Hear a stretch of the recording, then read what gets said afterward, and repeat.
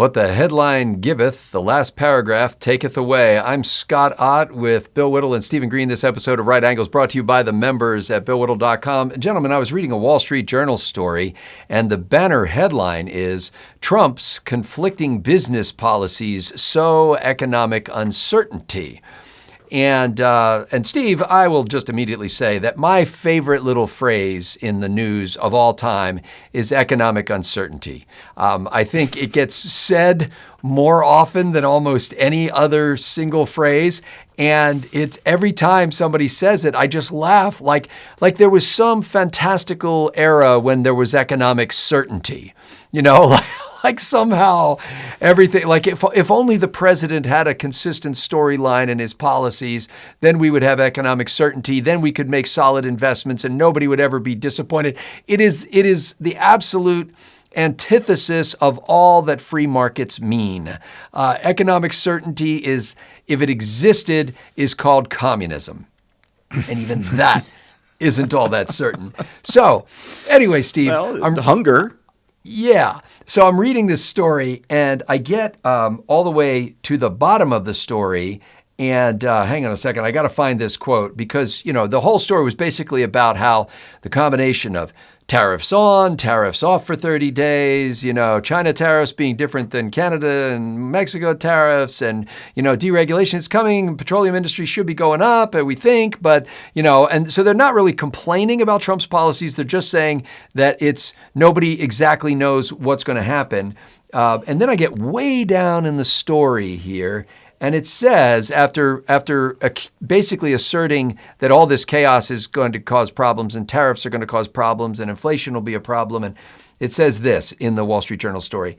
Still, the U.S. economy has a record of resilience. In his first term, Trump imposed tariffs on washing machines, solar panels, steel and aluminum, and most imports from China.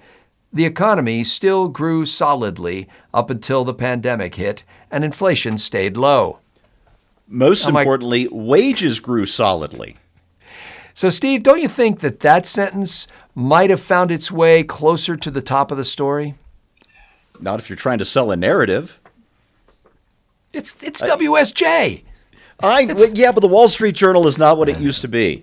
Yeah. Unfortunately, you can only hire the journalists that are out there, and you know the J schools have all been politicized, DEI'd, and all the rest. The long march through the institutions is complete, and we got to untangle that mess. And what that means is even institutions that I still respected, some of the very few that I still respected up until a few years ago, like the Wall Street Journal, are not what they once were.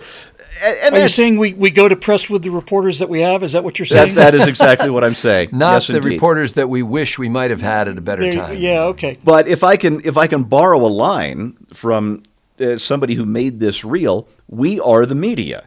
And that's what Elon Musk said on X a few weeks ago, or a couple of months ago, excuse me. And what's his name? The CEO of Axio said, Elon Musk is full of blank. They're not the media. We're the media. We're the credentialed people. Oh, no, you're full of it too. So yeah, the rot is deep. The corruption is real. The news is fake. But what I love about this is the press specifically and the left generally have their panties so knotted that the only solution is the Gordian one. And you just got to start hacking away at this with a frickin' broadsword and learn how to read the news better. And not you, Scott, not you, Bill, certainly not me. We've been, doing this for years and years and years. But you have to learn how to read the news. And one of the things you have to remember, particularly when Trump is in office, is Trump's art of the deal is to stake out a way out there bargaining position and then come to the center, except the center is actually what he wanted over on his side. And every time he does this, and I think in the last, in his first term and the 3 weeks of his second term combined, he's done this approximately 4,872 times, and the media still wets itself. Yep. Every time he does this, as though they either they don't learn or they don't want their readers and their viewers to learn. And which one of those choices it is, I'll let our viewers decide. Bill Whittle, don't you think the President of the United States, at the very least, has an obligation to keep the markets calm by giving a better long-term view of where he's headed and not suddenly dropping things on people? I mean, doesn't it serve his own interest to create the kind of market stability that some of these corporate leaders and small business people are calling for, because they're holding off on making spending decisions and hiring decisions and things like that until they can see where things are going? Wouldn't it help Trump himself if he was able to more calmly and directly convey a message of, here's the mission, this is the way we're headed, and here's how we plan to do it? Well, there's common sense is the sort of the boiled out, refined output of billions and billions of cases of trial and error. That's what common sense is. And one of the truisms of common sense is, if it ain't broke, don't fix it. So the question you have to ask yourself is the economy broke? Because if everything is humming and we're running surpluses and government regulations are at a minimum and everything is just humming along, then for God's sakes, don't go in there and break it. But there's actually a term out there for people that is kind of uniting the left and the right, and a term is brokenism. It's people who believe that the interference of the federal government is now so intense and so pervasive that the free market is not a free market anymore, and therefore it's not. You don't want to unbreak it. You need to break it. You've got to break it because it's not working. This understanding that so much of our economic so much of the tempo of the economic engine of this country is throttled and regulated by things like tax rates, government regulations, and printing money. These are the things that are the external regulators of a free market economy, and all of these things are wildly out of whack. So I don't want stability in economic markets in a time of rebuilding and radical rebuilding. And I don't think you should expect it. What I think Donald Trump is doing is, I think he's smashing old systems to make way for new ones, and he understands through the power of history and just being a financial guy that if you create economic uncertainty enough, and you especially go after the source of that uncertainty, which is the government. Look, Trump is a businessman, unlike the previous president and unlike virtually any other president. Donald Trump is a businessman. And one of the things he said on the campaign trail was so true. He said, I talked to hundreds and hundreds of top-level executives, and I asked them, if you had a choice between lower taxes and a freeze on regulations, which one would you take? And every one of them said the freeze on regulations, because the federal government has the power to enact the law that instantly affects your business. And you can't plan for that. So any responsible business has to hold a certain amount of reserves in order to deal with the fact that somebody may declare, oh, look, there's a Delta smelt outside of this factory that you want to build on a river in South Carolina. So by attacking the throttle hold that the government has, and furthermore by keeping the spotlight on the government, he may be creating economic uncertainty, but he's creating the kind of economic uncertainty that comes from a reshuffling of the deck that will lead to, I think, infinitely more stable and healthy economy. So short-term chaos in order to get long-term stability. Yeah, Scott, can I throw in one more thing? Yeah. And this goes to the foreign affairs part. The one thing Trump understands that nobody else does is that we need to renegotiate our position in the world. We used to know where we stood during the Cold War. It was toe-to-toe against the Soviets, and we were very serious about that. The Soviet Union fell, and we had this unipolar world where we were it.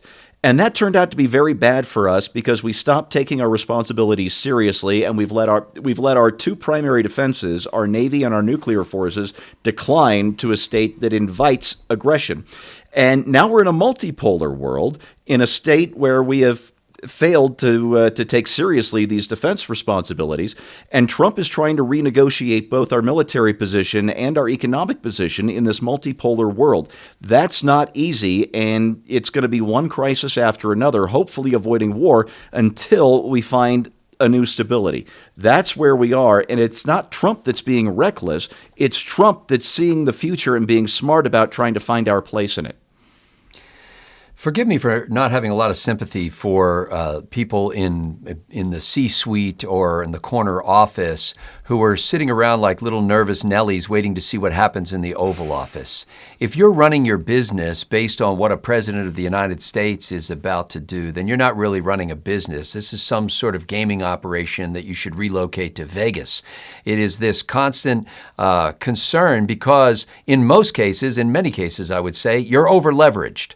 You have gotten yourself out on a limb and you're afraid that the president's going to do something that's going to cut that limb off and you'll be left hanging out there in space because you got yourself into a position that was based on whatever the previous administration was doing. You need, if you're a business person, small or large, to get yourself out of the business of being dependent upon political animals who you can't control no matter how much you contribute to their coffers for their campaigns. And so I don't really have a lot of sympathy for businesses who are saying things like, well, we're having a hard time getting employees because some of those who came into the country illegally who were working for us are nervous about coming to work now because they're afraid there's going to be an ICE raid at the workplace and we're going to lose our employees, or we're nervous about what's going on with the tariffs because we buy so many of our supplies. Do you have no backup plan for any of this?